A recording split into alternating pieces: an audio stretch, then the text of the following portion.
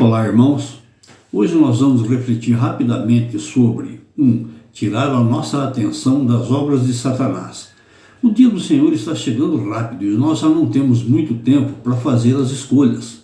Então nós precisamos aprender a diferenciar aquilo que parece ser real, que é a operação do erro, daquilo que é real e que é o Evangelho de Jesus Cristo.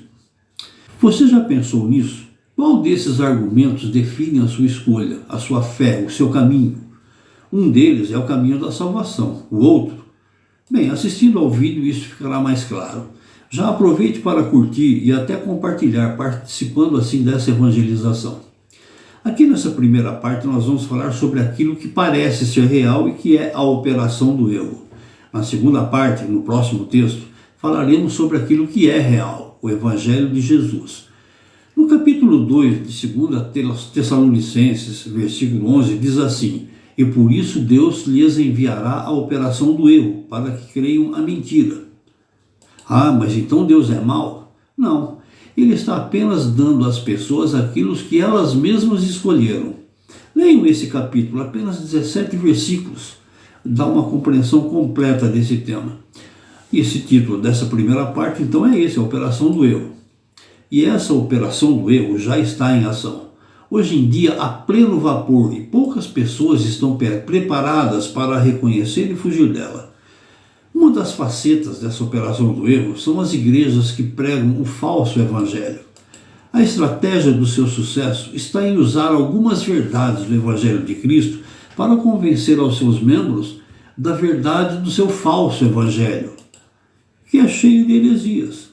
Outra faceta dessa operação do erro explora a ingenuidade dessas pessoas que, por preguiça de ler e aprender das Escrituras Sagradas, preferem acreditar em tudo aquilo que dizem por aí. Se nós cristãos prestássemos mais atenção à palavra de Deus, dificilmente os falsos profetas ou as falsas igrejas cristãs existiriam, conseguiriam ou tentariam nos enganar.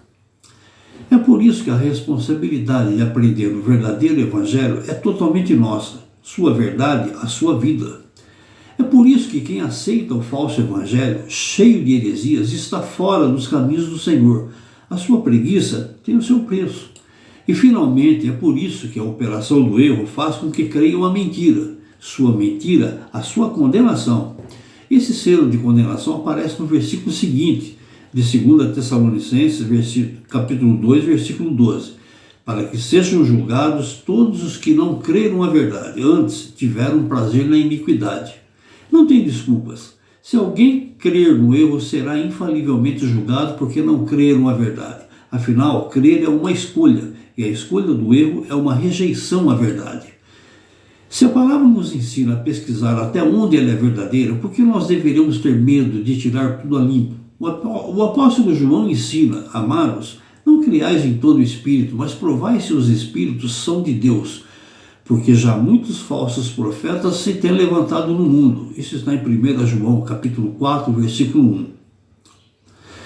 Esses espíritos são claramente aqueles que são chamados de falsos profetas. O versículo diz isso.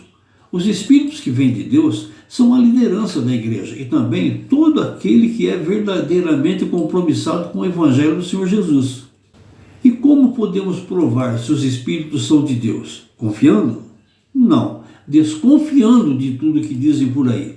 Porque se já muitos falsos profetas se têm levantado no mundo, então nós precisamos provar se eles são de Deus ou não. É a própria Bíblia que recomenda isso.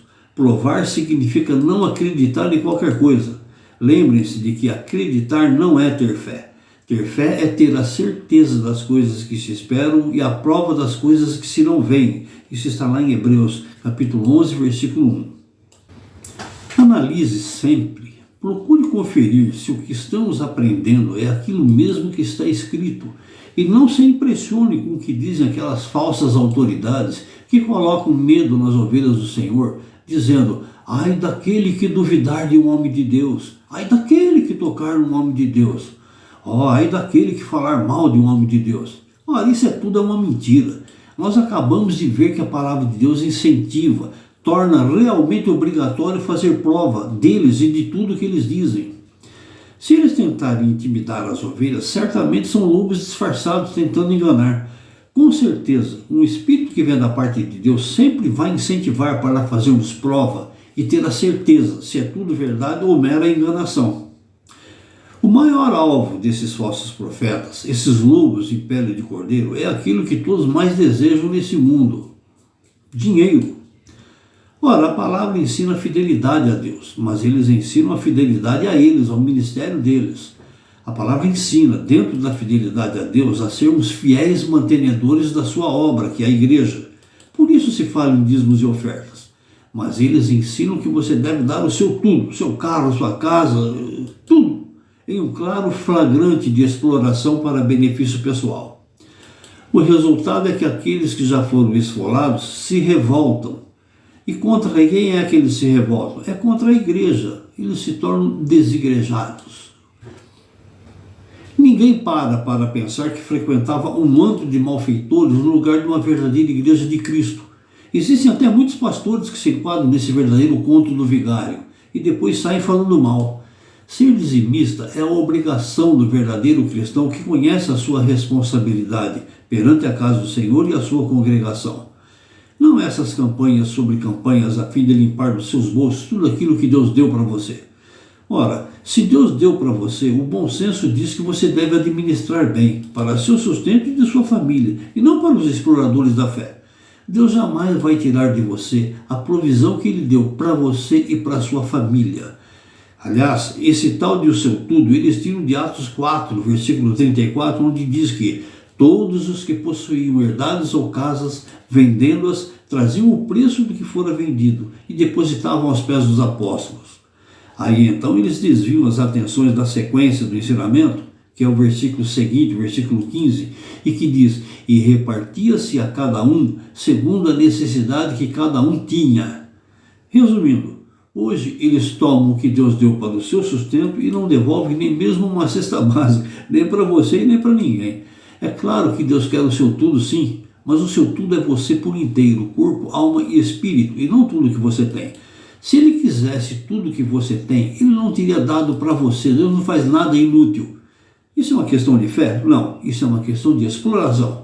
O seu papel na obra de Deus não é de enriquecer pastores ou igrejas, mas sim é de dar mantimento para a casa do Senhor. Mantimento é ajudar a manter, não é comida não. Será que já deu para entender que a fé das pessoas simples e descuidadas é corrompida pelos falsos profetas e pelas falsas igrejas? Então, antes de se posicionar contra tudo o que vem de Deus, procure agir com sensatez. Verifique pelo menos se é mesmo de Deus que veio a enganação a que você mesmo se submeteu. Porque ninguém vai conseguir te enganar, não se você for verdadeiramente um escolhido. Mateus 24 diz: se possível for, enganariam até os escolhidos. Irmãos, os escolhidos, aqueles que obedecem à palavra de Deus, nunca se enganam. Que as bênçãos de Deus estejam sobre cada um de nós, hoje e sempre. Amém.